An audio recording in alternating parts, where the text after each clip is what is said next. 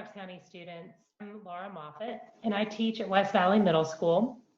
Today's lesson is based on the week 2 assignment for actually all grades of ELA.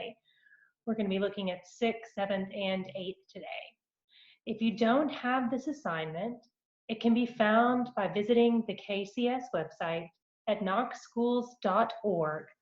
Click where it says Student Resources. If you would like to have this lesson printed, the middle school packets are handed out on Mondays and Wednesdays between 10 o'clock and noon at each of our meal distribution sites. A list of those sites can be found under the Meal Distribution tab at the KCS website. Packets are also available at Hardin Valley Elementary, Cedar Bluff Elementary, and Farragut Intermediate. Please be sure to complete the entire week's assignment before continuing this video. Like I said, if you haven't completed the week 2 assignments, stop and return to this video once you have finished your work so we can go over it together. Now let's get started. We're going to be looking at argumentative writing today. And I'm going to share my screen with you here to give you a refresher. Okay, so we are going to begin by going over argumentative writing, and I'm going to give you some tips, reviews, and reminders. Let's start by looking at the different writing prompts for the 3 grade levels. So in 8th grade, you looked at the prompt about inventions. Neither Frank Epperson nor George Crumb benefited very much from the result of his invention. In an argumentative essay, argue whether or not taking the initiative to file for a patent is worthwhile for inventors. You may include additional research on patents and other inventions to support your claim. In 7th grade, you were looking at influences for behavior. You were to argue whether the poem Do It Anyway or the article 5 Reasons Why You Should Be Kind, According to Science, would have a greater chance of influencing a reader's behavior. Be sure to include evidence from both the article and the poem in your response. In 6th grade, if you were looking at a situation with a dog, and the prompt read, if the original owner of Miracle Molly stepped forward to claim her, who would have more right to keep the dog? Should the dog be given to her former owner or stay with the police officer, Kevin McMullen, who rescued her on the train tracks? So if you chose one of those and you chose to write in the argumentative mode, there's some tips that you need to remember. First, I'm going to start on the left-hand side of the screen, looking at this kind of overview chart.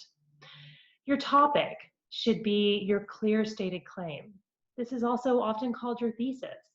It'll be present in your introduction paragraph, and it is the key to your paper. You need to make sure that you have clearly organized support with powerful transitions. You want to have believable and relevant examples, explanations, and evidence. You want to get this from the articles that you read. You want to also make sure in an argumentative paper that you acknowledge and respect the opposing views with facts that show why your view is stronger. It's important to acknowledge these views. This is called the counterclaim, and it actually strengthens your argument. Finally, you want a conclusion that people will remember. Some other tips on this right-hand side of the screen are to avoid the first and second person pronouns. That is very, very important in an argumentative essay. You want to avoid words like I, me, we, us, you. You want to avoid things that make it sound like you're the only one that thinks that way. State your claim as a fact and support it with evidence from the text. Remember, you want the reader to think that your point of view is right, that your point of view is the strongest. State it as a fact and then support it with the evidence. You want to avoid statements like I believe or I think. These do the same thing. They weaken your argument. Finally, make sure to include the other viewpoint. That's that counterclaim we were talking about. Now, your English teachers have taught you wonderful ways to write argumentative papers, I'm sure. If you have specific questions, definitely reach out to your English teachers to ask for help. And I know that they'll be glad to give it to you. I'm going to go over just a very, very basic general outline really quickly for the argumentative paper. If you would like to pause on the screen and kind of look at some of these things more closely, feel free. I'm going to go fairly quick. The introduction paragraph, you want to start with a hook to get the reader's attention. You want to have background on the topic. Remember, they don't know what you're talking about. You need to make sure that they know the topic that you're getting ready to discuss. You want to make sure that you list the texts that you're reading or you're analyzing and referencing. You want to use the author's name and you want to use the title of the article as well. You want those included in your introduction paragraph. You need to, of course, have your thesis. What is your claim? What is your position? This is the foundation of your whole paper, and if you don't have it, the reader is not going to know what side you're on. You want to make sure that you also include your supporting points. These are the main arguments that you're going to use to support your claim. You want to put them in the order that you will be presenting them in the paper. Body paragraph 1 will be your first supporting point. You want to make sure you have a transition into this paper. You want to have evidence to support it. This evidence should come from the articles that you have read, from the stories or poems or whatever piece of text you're using in your paper. You want to make sure that you explain that evidence. Why did you put it in there? How does it support you? Finally, you want to go back to the thesis and the claim and show how this supporting point backs up your claim. You're going to do the same thing again with body paragraph 2, except this time it's your second supporting point. You're using new evidence to strengthen your argument. In your next paragraph, it's going to be your counterclaim, your rebuttal. Sometimes people separate these into 2 paragraphs. Sometimes they put them together. The counterclaim is the opposing point of view. In this paragraph, I do want to point out that it's important to use a transition to begin, and it's a specific type of transition. You want to make sure that it's clear you're getting ready to present the opposite point of view. So you want to use a transition phrase like, one might object that, it might seem that, admittedly, of course. This shows the reader that you're getting ready to start the opposing argument's point of view.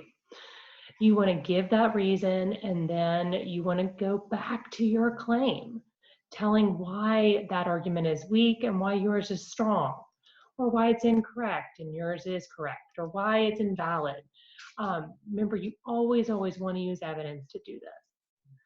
You want to use a transition here, like however, nonetheless, or still, to show that you are now referencing your original point of view. If you are in 6th grade and have not had a lot of experience with the rebuttal, that's okay. You just want to make sure that you have shown the opposite point of view, and then in your conclusion, you go back to your point of view, your claim, and why yours is strong. Finally, in the conclusion, you want to tie everything together with a strong concluding thought on your topic. Again, if you have more questions, feel free to reach out to your English teachers. Thank you. Hello, Knox County students. This is Stacy Martin from South Dome Middle School, and I'm going to be going over expository writing with you. Let me share my screen with you. Okay, expository writing. The first thing I want to do with you is I want to go over the prompts with you. So the writing prompts. 6th grade, explain the way humans were motivated to care for stray dogs in both the fictional story, The Market Square Dog, and the news article about Miracle Molly. Be sure to include details from both the article and the story in your response. 7th grade, Write another article about the power of kindness and include details from the article along with suggestions for how middle school students can show more kindness to others starting today. 8th grade, compare and contrast the invention of the popsicle to the invention of the potato chip. Explain how each inventor's choices resulted in someone else gaining financial benefit. So before I go over this outline with you, I want to make sure that you know that you can contact your teachers and get some help with this if you need help. My outline is an outline that we use at our school, and it is a basic outline, and if your teacher has taught you a new way to do that, please go ahead and use it. In the first paragraph, which we call the introduction, we have to have a hook, we need to have some background information, and a thesis statement. Now remember, your hook is a general statement that you want to catch the reader's attention.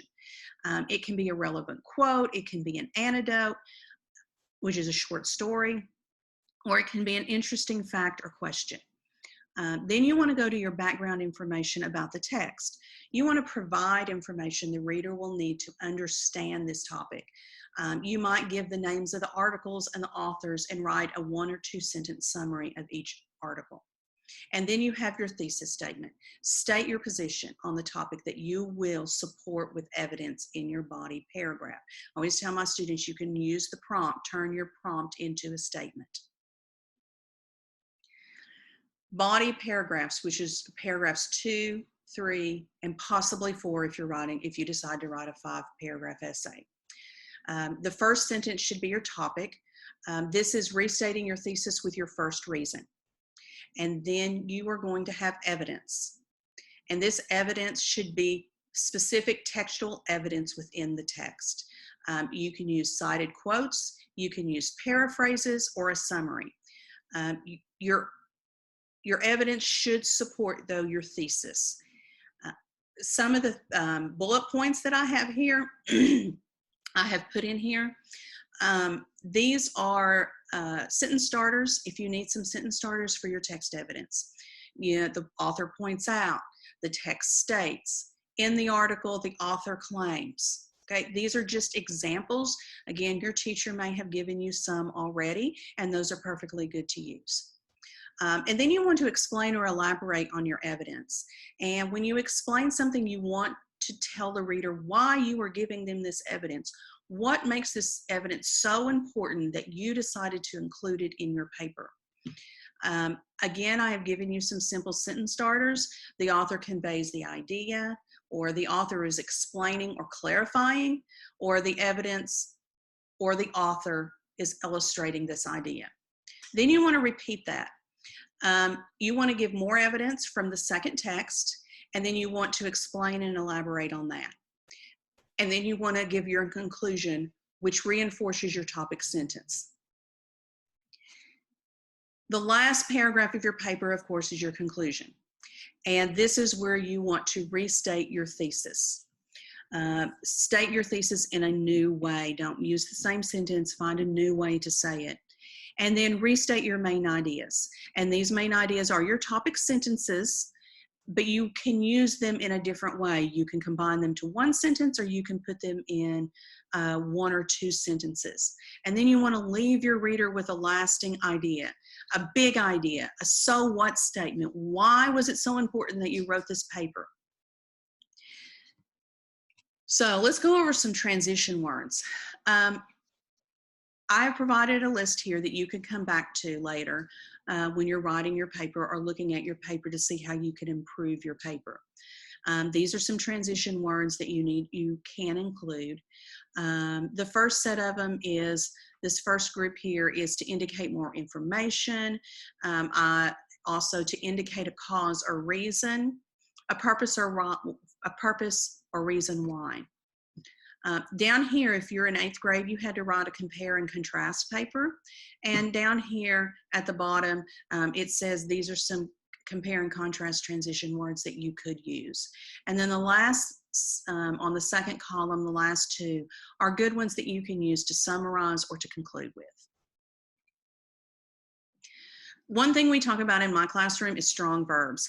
I encourage my students not to use the word said or says and try to find other words that they could use. These are some words that we have developed over the year in my classroom that they can use. Declare or states, observe, note, claim, assert, convey. Your teacher may have done this with you too, and you may have a list like this yourself. So you can look at my list, or you can use the list that your teacher has provided for you in the past to help you with your writing. Now, here's an example of the outline that I showed you at the beginning. This is an outline that we use in the classroom often. It is a basic outline, as you can see. It is for the hook. You've got the introduction with the hook and the information and the background and the thesis, and then the paragraphs 2, 3, and 4 for the body.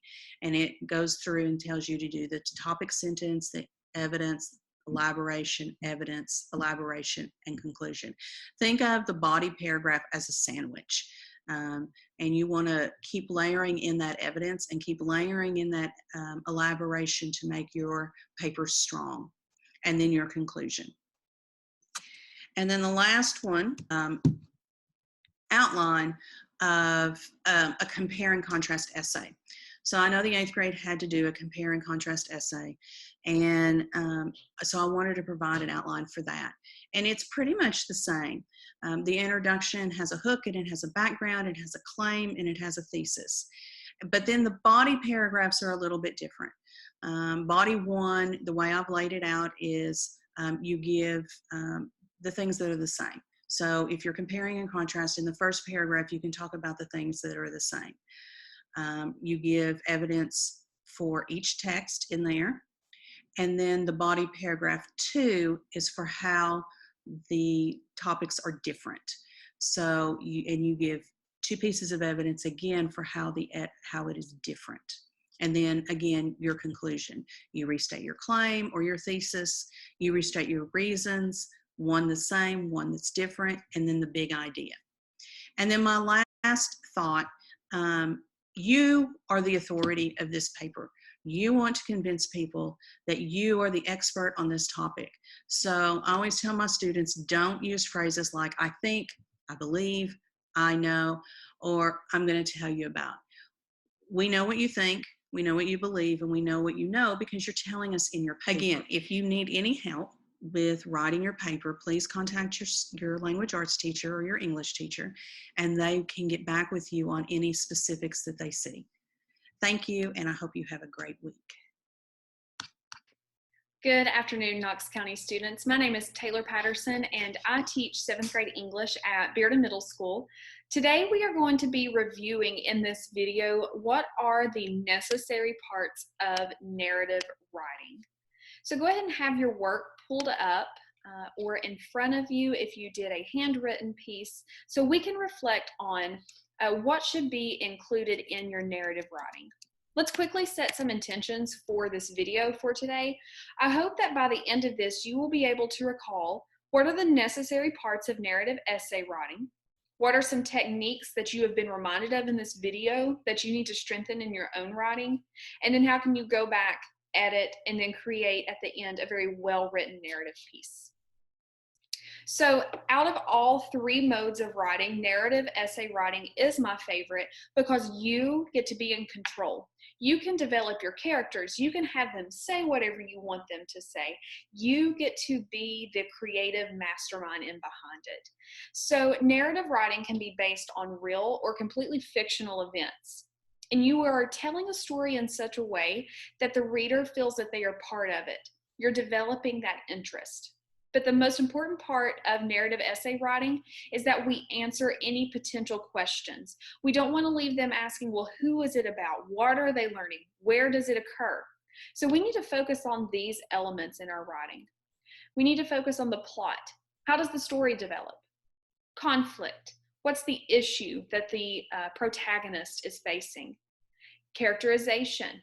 We'll talk about that more in a moment, but that's just how you describe your characters so that your reader better understands them. The setting, it's the time and the place of a story. Theme, what is it that your reader is going to be learning from this? And then point of view, Is it going to be told from the perspective of your protagonist, your main character? Or are you going to be revealing it as the narrator in a third-person objective, limited, or omniscient state? So this video is just going to briefly cover where or how do you start, what are some techniques that you can use to develop a more interesting story, and then how do I wrap up my writing. So this is something that my students struggle with, and it's just how do you get started in your writing? So I've given you 4 options over here, and this is not the end-all be-all. If your teacher has given you something else, please go ahead and do that. But maybe you want to start with action. Start with that exciting event to go ahead and get your reader interested in what you're doing. Dialogue, that's that conversation that occurs between 2 characters, and that's an easy way to go ahead and start developing some of those elements that we just covered. Maybe you want to do sound. Go ahead and use that literary device, onomatopoeia. Maybe it's the boom or the bang, and that leaves your reader questioning, well, what's making this sound? Where are they that they're hearing these sounds? And then description. Maybe you just want to describe what the character is seeing with those vivid, enticing words. So these 4 starters right here, they could go ahead and help us better understand the characters, the point of view, and it also allows you to go ahead and dive into that description of characters, the characterization process. And that can be done through direct or indirect characterization. As just a quick reminder to some methods of characterization, maybe you've heard of STEAL in your class. Speech. Your words that you have your character saying can reveal a lot about them. I'm sure that you've heard somebody speak throughout your day, and you instantly just go ahead and make a decision about their character. You infer something about them. Maybe you reveal the internal thoughts and feelings of your protagonist. Maybe it's how you make your protagonist make other characters feel. What is the effect? Do they make other people feel safe in your story, or do they make them feel afraid? Actions. What is occurring? How does your character respond to maybe a conflict that is developed within the setting? Looks. Is it the facial expression, or is it what they're wearing? Or you could just go ahead and say direct comments by narrator. You could go ahead and say, this person is scared. This person is happy. You do not leave it up to your reader. You explicitly state it versus implying it. So some of those techniques. So something important to do within narrative essay writing is to organize events in such a way that they develop in a very smooth and logical way. So some of the ways that we can make sure that that happens is through relying on strong word choice. And places that we really need to focus our attention on to have strong word choice are going to be our transition words and phrases, and then also the details that we give. So those transition words and phrases can be found here. At the end of this video, if you chose narrative writing, pause it and come back and look through this list. What are some word phrases that you could use to strengthen your writing? Sensory imagery. Sensory imagery is where we use words to create very vivid pictures in the mind of our readers. And we could appeal to that through the 5 senses, either literally or figuratively. So what is your protagonist seeing? What are they hearing? What are they smelling, tasting? What are they touching? All of that can help your reader better understand the setting and how your character is interpreting what is occurring. Don't forget about dialogue. Conversation is such an important aspect of narrative essay writing. I do not want you to forget, though, about those formatting rules for dialogue. Spoken words would go inside of those double quotation marks.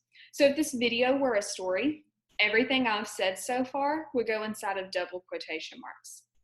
Dialogue introductions, that would be something like, Ms. Patterson said, comma, and then whatever it is I said will go inside of double quotation marks. Punctuation is also included inside of it. So if I'm going to maybe ask a question, I could say, Ms. Patterson asked, are you still listening? And then that question mark at the end would go inside of. All right, so let's see these formatting rules for dialogue and action. So I'm going to take this step by step here. So our first rule was spoken words should go inside of those double quotation marks. So notice here that this narrative paragraph that I have written starts with a statement by another character. What is that over there? I did not know how to respond to her question because I was asking myself the same one. So this is something that another character or someone has said within this story. And so I went ahead and put it inside of double quotation marks. My second rule for formatting dialogue that I introduced to you was dialogue introductions should stay outside of the quotation marks. Think of these introductions as a way that it's describing how it's being said.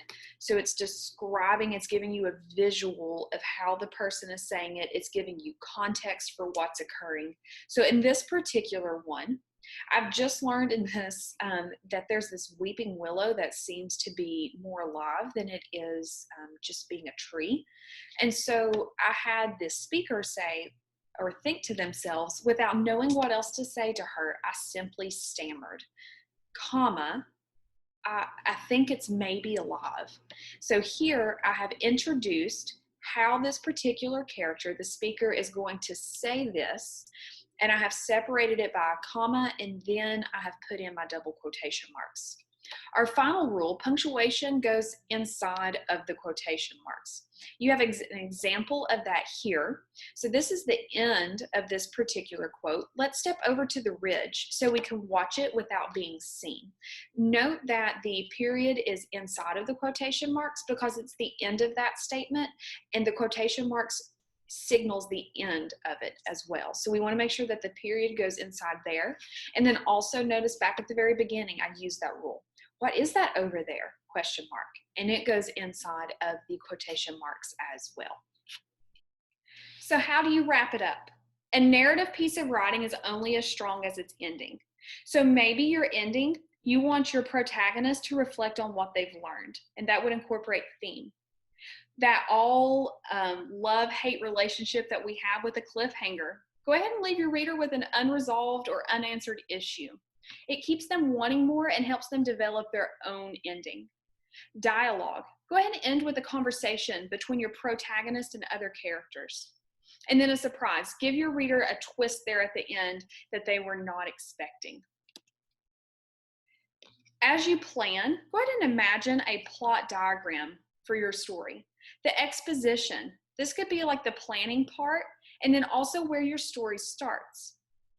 Then go ahead and pick out what the climax is going to be, and then how is it resolved in the resolution. Then you can go back and fill in those important moments in between. Maybe you just need to create a box like this, where the conflict that we are trying to reach is in the middle, and then the word bank. Please don't forget on making sure that you are choosing those strong word choices in your writing. And then over here, don't forget, what is it that you are trying to teach your readers? So the big concept for this that I want us to focus on are those writing prompts that you had to choose from. For 6th grade, you could continue the fictional story, The Market Square Dog, and describe what happens next or rewrite the story from the dog's point of view. Be sure to include the characters and setting from the original story. So this is a great place where we could go ahead and practice that point of view and including details. What is it that a dog would want included in their story? 7th grade, you were to pick one of those 5 acts of kindness that was written about in your text, and then develop how a character would not only interact with, but show and reveal that act of kindness, and then how does it make them feel? There's characterization, there's dialogue, maybe there's a conflict that occurs in which the character has to respond with that act of kindness. That's going to be a great prompt. 8th grade, this is a historical fiction piece because it occurs in either 1908 or in 1853 through either the perspective of Frank Epperson or George Crumb. Just make sure that the details and the words that you choose, you could practice some research here. What are common phrases that were said back then? What are things that they would see that's maybe different than what we have today? So you have some great writing prompts here to be able to develop your own unique stories. I hope that you've gotten something from this video that will help you go, reflect on your writing, and strengthen it with these techniques. I hope to see you again soon. Take care. Bye-bye.